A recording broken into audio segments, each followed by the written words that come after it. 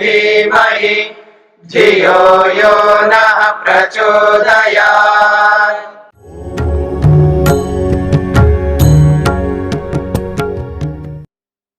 समाधि पाद का प्रथम सूत्र चल रहा है, अथ योगानुशासनम। इस सूत्र के अंतर्गत महर्षि वेदव्यास ने मन की 5 अवस्थाओं की चर्चा की। उन 5 अवस्थाओं में पहली अवस्था है चंचल अवस्था, जिसको क्षिप्तम कहा है। क्षिप्त अवस्था यानी चंचलता। चंचलता 2 प्रकार की है, एक नियंत्रित होकर के चंचल होना और एक अनियंत्रित होकर के चंचल होना। अर्थात मन पर नियंत्रण रहता है, जो क्रिया करनी है उस क्रिया के प्रति नियंत्रण रखते हुए केवल उस क्रिया के लिए चंचल होना। और दूसरी वो स्थिति है जिस पर मन पे नियंत्रण नहीं रहता, मन को काबू में नहीं रखा जा सकता और केवल उसी कार्य के लिए वो चंचल नहीं हो रहा है, वो किसी भी कार्य के लिए चंचल हो सकता है, क्योंकि किसी भी स्थिति में मन पर नियंत्रण नहीं होता।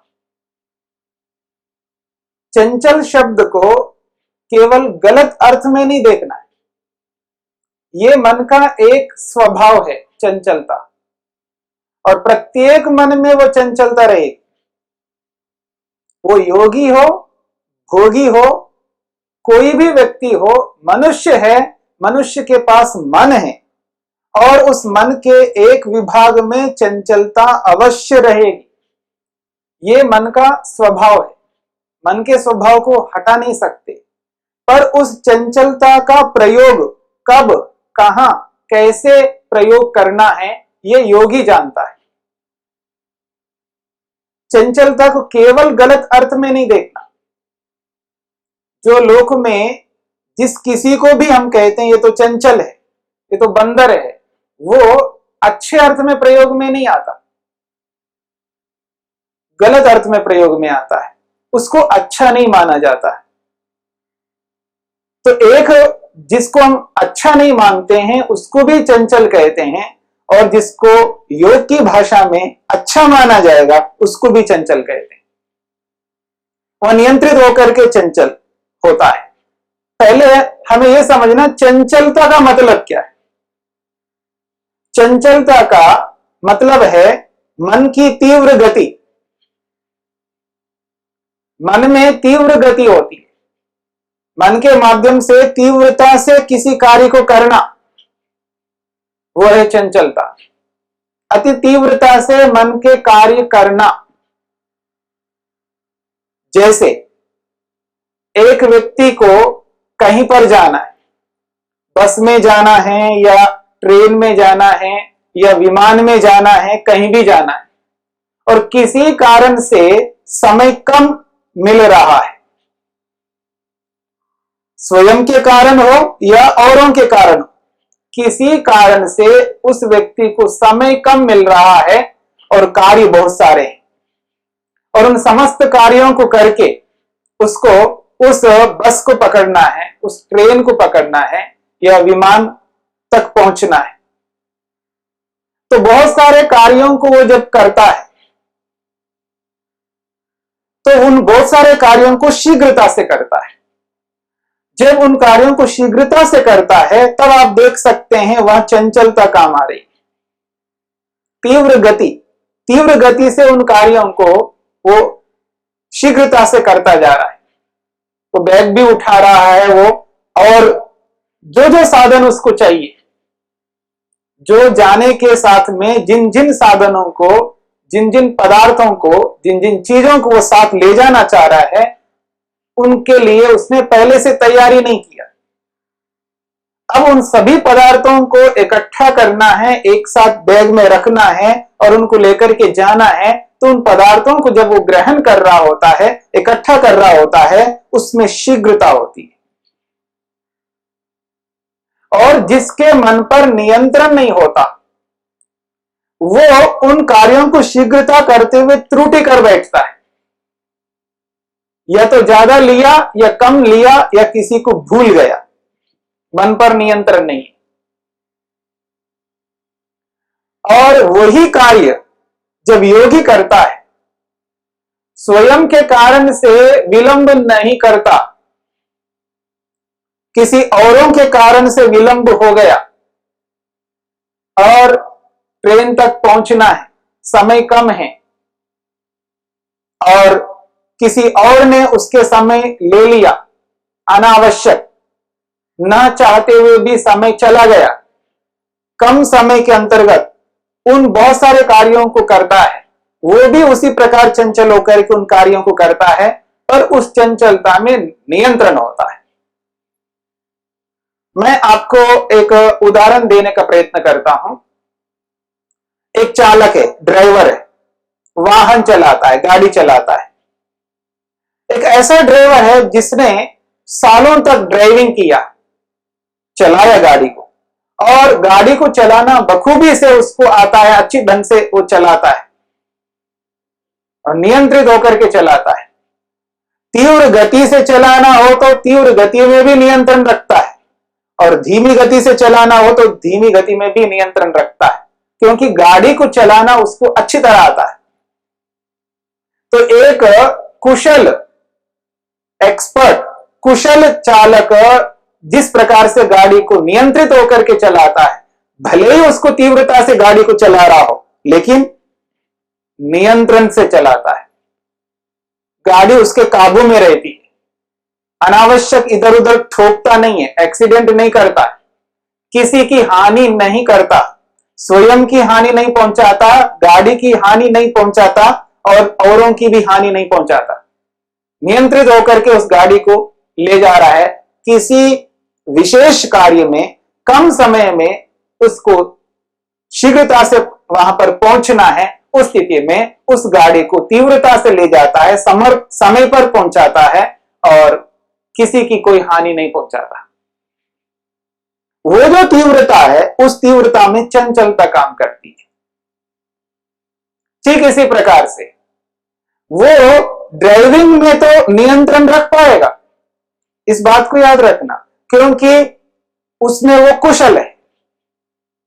हर विषय में वो कुशल नहीं हो पाता है। और कार्य भी होते हैं, संसार में बहुत सारे कार्य होते हैं, उन समस्त कार्यों में वो हर जगह ऐसा ही करता हो ऐसा नहीं। जिसमें उसकी रुचि है, जिसमें उसका प्रेम है, जिसमें उसका आकर्षण है, जिसके लाभों को अच्छी तरह जानता है, समझता है और अपनाया है, उसको लाभ लिया हुआ है उसने, वहां वहां तो ऐसा कर सकता है, लेकिन हर विषय में वो नहीं कर पाता है, क्योंकि हर विषय में नियंत्रण नहीं है, हर विषय को उसने जाना नहीं है। व्यवहार में बहुत सारे कार्यों को उसको करना है, सभी कार्यों में उसकी रुचि हो ऐसा नहीं होता है, सभी कार्यों को वो आवश्यक माने ऐसा नहीं होता है। इसलिए सर्वत्र वो ऐसा नियंत्रित होकर के काम नहीं करता।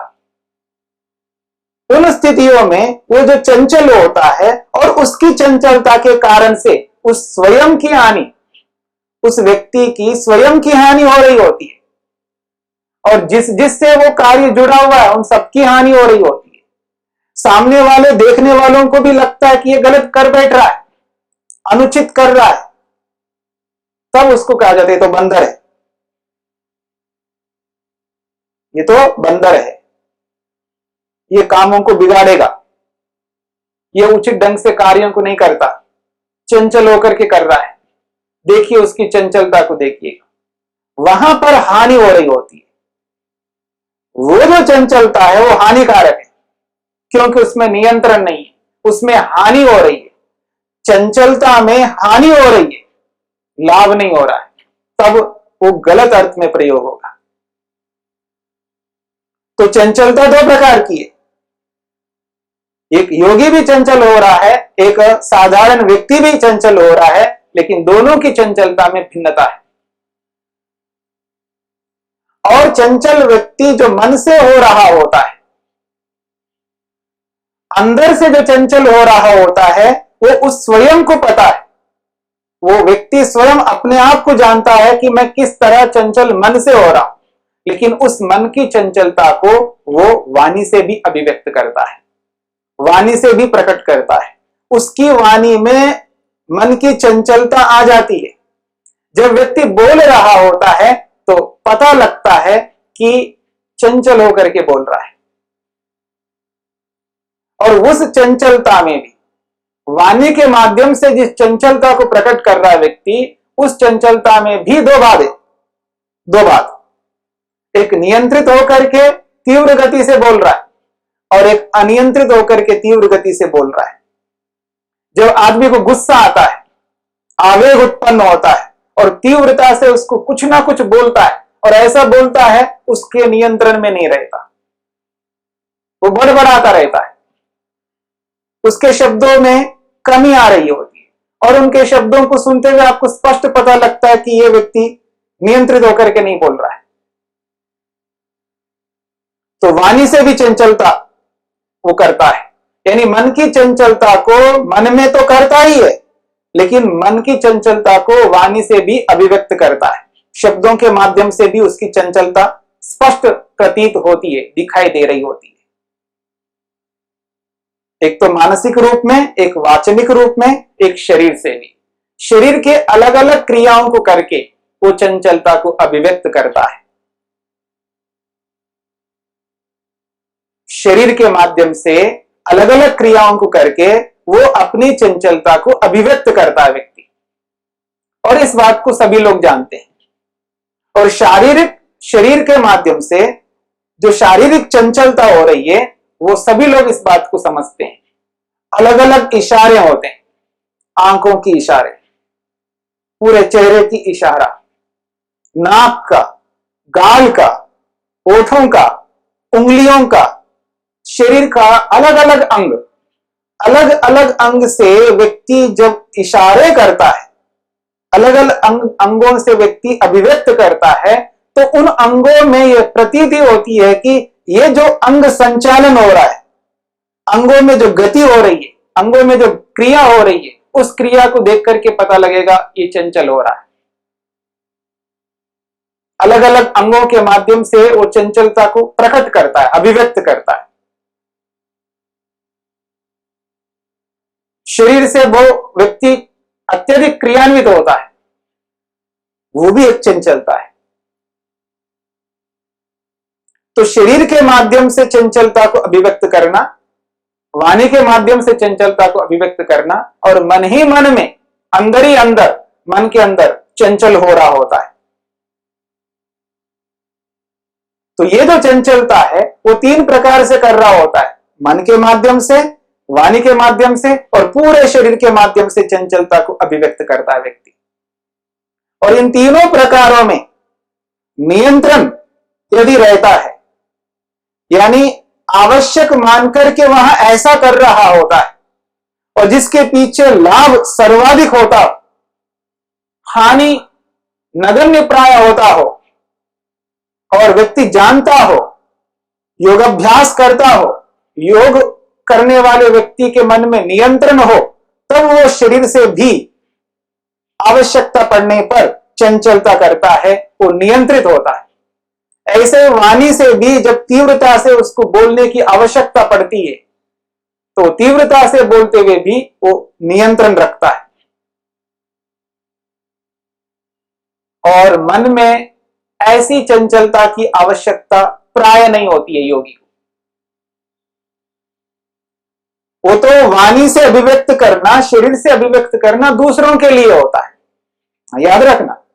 शरीर से अभिव्यक्त करना, वाणी से अभिव्यक्त करना, ये तो दूसरों के लिए होता है, दूसरों को लाभ पहुंचाने के लिए होता है, वहां शीघ्रता की आवश्यकता होती है। पर मन ही मन में स्वयं के लिए ऐसी शीघ्रता की आवश्यकता नहीं होती है योगी को। इस बात को हमें समझना है। तो मानसिक रूप से अंदर ही अंदर चंचल होकर के वो और कुछ करता हो, ऐसी आवश्यकता नहीं हो पाती, नहीं होती है। तो योगी व्यक्ति आवश्यकता पड़ने पर वाणी से और शरीर से चंचल हो सकता है, और वो चंचलता हानिकारक नहीं है।